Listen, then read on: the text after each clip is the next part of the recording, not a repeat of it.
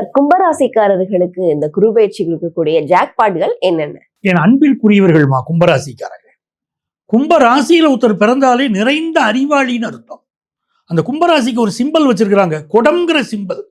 நீங்க பாத்தீங்கன்னா ஒரு மிகச்சிறந்த ராஜதந்திரிகள் பிறக்கக்கூடிய ராசி கும்பராசி.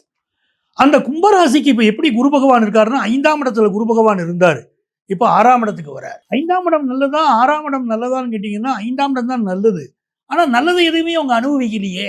அதுக்கு காரணம் என்னன்னு பாத்தீங்கன்னா, ராசியில ராகு பகவான், 5ஆம் இடத்துல குரு பகவான். அந்த காலகட்டத்தில் இவர்களுக்கு குரு சண்டாள யோகம் நடந்துகிட்டு இருந்துச்சு. அந்த குரு சண்டாள யோகம் ரொம்ப கடுமையா உழைச்சாங்க கும்பராசிக்காரங்க.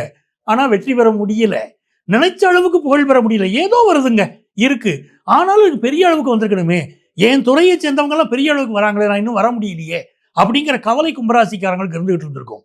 அந்த குரு சண்டாள யோகம் இப்ப விலகும். எப்போ? குரு பகவான் ஜூன் 2ஆம் தேதி கடகராசிக்கு பயிற்சி அடைஞ்ச பிறகு அந்த குரு சண்டாள யோகம் விலகி விடுகிறது. விலகுவதனால பினான்சியலா ஒரு பெரிய வளர்ச்சியை பார்ப்பாங்க.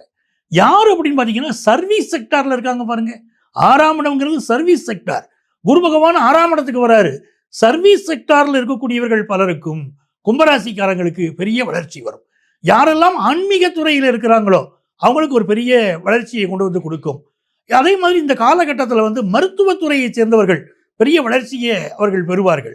இந்த குரு பகவான் இவங்களுடைய தனஸ்தானத்தை பார்க்கிறார். தனஸ்தானத்தை பார்க்கிறதே ஒரு ஜாக்பாட்.